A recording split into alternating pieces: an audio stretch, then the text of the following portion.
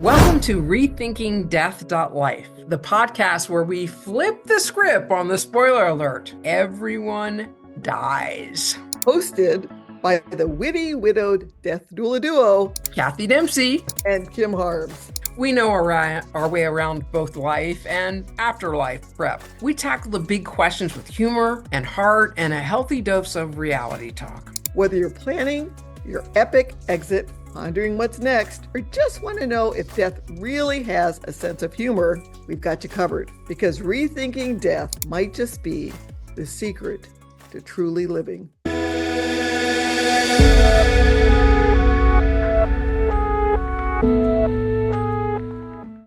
Welcome to Rethinking Death.life, the podcast that takes an honest, compassionate, and sometimes even humorous look at life's inevitable end. I'm your host, Kathy Dempsey, and today I have the privilege of interviewing the remarkable person, my dear friend, fellow death doula, co-host, but podcast buddy and best-selling author, Kim Harms. Kim, welcome to the show. Thank you so much, Kathy. It's always a joy to talk with you, even when the topics are heavy. Heavy indeed. In fact, today we're going to dive into one of the most difficult aspects of grief, and that is loneliness. Kim, loneliness can be such a pervasive part of grieving, can't it? Oh, absolutely. Grief is already a deeply isolating experience. And when you add to that loneliness to the mix, oh, it can feel unbearable. Whether someone has lost a spouse, a parent, a child, or even a close friend, and sometimes even in today's world, pets, the absence creates this void that's hard to navigate. Let's start by defining the loneliness that comes with grief. How is it different from just being alone? Yeah, that's a great question, Kathy. Loneliness and grief isn't just about being physically alone. It's about feeling disconnected, even when you're with other people. You can feel like no one is truly there for you or truly understands your pain. It's the sense that the person you've lost was your anchor, and without them, you're adrift. This kind of loneliness can be emotional, spiritual, and even physical. What are some of the common ways that this loneliness shows up for people, Kim? Oh, it can manifest in so many ways. For some, it's just the quiet evenings when the house feels too big and too quiet. For others, it's attending social events and feeling the absence of that one person who made those gatherings meaningful for you. It Right. can also show up in the small daily routines like making coffee for two and now there's only one, right? And then there's a deep existential loneliness, the feeling that life has lost its meaning or purpose. And I've been there when I lost my son, Eric. I felt that existential loneliness the most acutely. You are not supposed to lose your child. So grief was complicated by the shattering of my perception of the world and how it worked. I think that was my lowest point when I just couldn't understand anything. My world was just shattered. Later, I lost my husband. Mm. Although he was in hospice and his death was expected, I sank low again into that grief pit. And at one point, and this was during that nasty COVID outbreak, I had some health issues and was released early from the hospital because there had been a bad outbreak of COVID and the doctors needed more beds. And they told me, well, we're not really ready to send you home, but we think you'd be safer at home than you are here. So I remember, not feeling well. I was laying in bed by myself, alone in my house, and thinking, I wonder how long it will take to find my body if I died. I mean, that's where I was going. Oh, And then wow. my brain went even deeper into that wormhole. And I started even thinking about, I wonder if I should spray my body with deodorant. So if I do die, the smell won't be so bad because I really did. This is where you go, really. So I didn't Wow.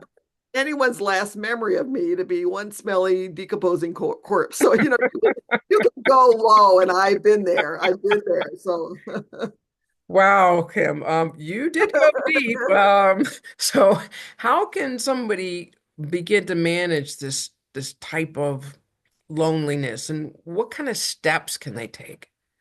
The first step is to acknowledge and name the loneliness and understand that's what you're going through. Grief can't be healed if we don't face it. We've got to work through it and we have to fight. We have to fight through it. We can't just lay there and give in to, the wormhole of, how your body's going to smell when you die. Right. So give yourself permission. And, I've been there. Give yourself permission to feel lonely and recognize it is a natural part of the grieving process. Then you need to take small steps to reconnect with the world around you.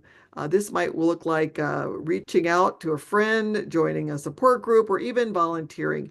And when I was down into my wormhole of worrying about body smells, I started thinking about my friends in Rwanda. I've had the fortune of being all over the world and Yeah. seeing people in Rwanda that had very little. And I started to try to get to work my way. I fought my way out of that by thinking, Right. well, here I am. I'm comfortable in my bed.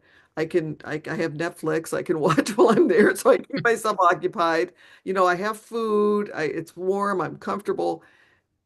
Ah, that's a blessing. Each of those things is a blessing, and I'm lucky to have these things if I'm going to be going through this. And that helped me. Everybody's different in how they can work their way out of the grief pit, but that one worked for me, and that's how I kind of worked my way out of that particular wormhole. We have lots of wormholes we Yeah. work on, but that particular one that helped me. But for me also, and for most people, connection is the antidote to loneliness, and helping other people also helps with loneliness. Getting rid of the fear so you can live in gratitude helps with the loneliness. Sure. But it's okay to take it slow. It doesn't always come quickly and it doesn't always come naturally. We have to work at it. Yeah. I love that, Kim. One of the things that I, in my loneliness after Ron died, was to think about it as two hands. One of them is grief, and the other is gratitude. And sometimes the grief would go very, very low, and then I knew I needed to up the gratitude, like you said, and think about people in Rwanda. And I tried to keep that balance of grief and gratitude. It's always moving and fluid, but I think your suggestions are great. And it's just taking the little small steps that you're talking about. What about all the spiritual aspect of loneliness for people of faith? How can they lean into their beliefs at this time? Well, spiritual practices can be a powerful source of comfort. I felt that God brought me many angels to encourage me. I've had no supernatural experience. All my angels were people. But 2 days after my husband died, I was asked by Naomi Rhodey, a dear friend, to join a widows group that she was forming. She wasn't even a widow, so it's interesting that she would choose that time. And that's where I met you. You're Uh, right. You're one of right. those, so that was I believe a spiritual blessing. But people look at these things differently. So whether it's prayer, meditation, attending a faith community, or even spending time in nature, outside, getting out of your home, these practices can help you feel connected to something larger than yourself. And I also encourage people to be honest with God about their feelings. It's okay to bring your pain, your questions, even your anger to your faith. I, found myself many times in my life saying, "Really? Haven't I had enough? Can you spread this misery out? Can you Cut it do that?" off. So, so I mean, I've done that. I've done that myself. And that authenticity can deepen our spiritual connection and help you find peace in your life. And we all want just peace and joy into our hearts. And that's kind of the quest that we're on, I think, throughout life. Right. And the formation of our widows group that Naomi Rhodey was amazing for all of us. It was comforting. We had a safe, strong place to share and to laugh together and to cry together. And those They who make times at the same time, right? right, sometimes we did both. But those who maybe aren't religious, what would you recommend? For those without a religious framework, it's still about finding connection, whether to other people, to nature, to yourself. Journaling, creative expression, or mindfulness practices can be incredibly grounding. It's about discovering what brings you a sense of peace and purpose, even in the midst of your loss. Yeah, I loved your universal advice on that. So now loneliness can also make people hesitant to ask for help. I know that's a challenge. So what would you say? Well, sometimes you can feel like I don't want to burn somewhere else. I am guilty. I am very guilty. I'm very independent. I don't like to ask for help, but sometimes I need to ask for help. And sometimes I get into this situation in I'm sure the rest of you are much healthier than I am in your brain, but sometimes I get into this poor me kind of a thing. Oh, I just can't do that, but what can I do? Nobody's around to help me. And I have to kind of get myself out of that, and I have to reach out. And what happens is when I reach out and ask for help, typically I get help, I get connectedness, I get communication, and Hmm. I typically do something to help them. I mean, it's a win-win for everybody, but we have to get into a position in our brains where we give ourselves permission to do that. It's not a sign of strength asking for help.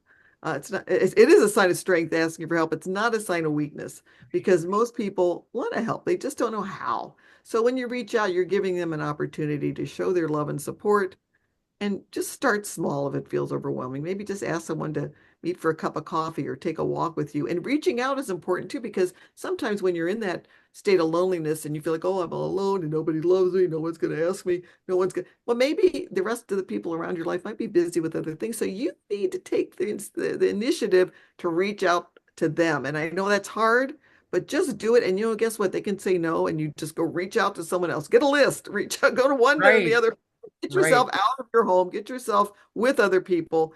So small moments of connection can make a big difference in your feeling of loneliness and your management of the grief. Yeah, Kim, when I found out that Ron was diagnosed with stage 4 cancer, Naomi Rhodey actually took me out to lunch one day and I was just crying and crying and crying and crying. And she took out a little piece of paper and she goes, "Okay, we're going to write your advisory board, your 911 support team." And I wrote down all my family, my friends, my doctor, my financial advisor, my minister.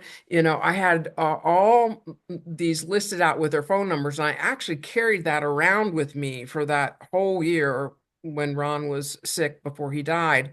But then I found after he died, that 911 support team was right in my wallet. So anytime I was going down, I was feeling lonely or going down, I would call somebody on my list. And if they didn't answer, I'd go to the next person.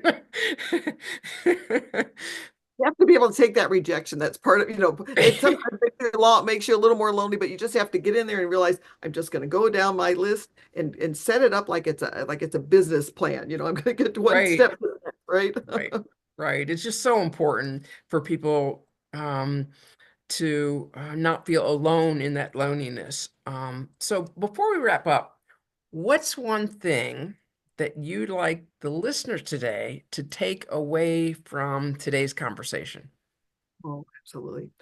Well, I'd say that so important to know that loneliness and grief is normal, but it doesn't have to be permanent. So take those small intentional steps to reconnect with yourself and with the people around you. Healing takes time, it takes effort, it takes work. Don't succumb. Don't sit in your bed thinking about how your body's going to smell if you die. I mean, that's wrong. It's not good for you. You got to fight it. So you don't have to walk the journey alone and get some help. I think that's another thing that I would recommend everybody. Yeah, beautiful said, Kim. Thank you so much for sharing your wisdom and your heart with us today. And thanks to all our listeners for tuning in to Rethinking Death.life. If this episode resonated with you, please subscribe and leave us a review or share it with someone who you may feel is lonely. Remember, connection is the key to navigating loneliness. Until next time, I'm Kathy Dempsey, reminding you to live fully and rethink death.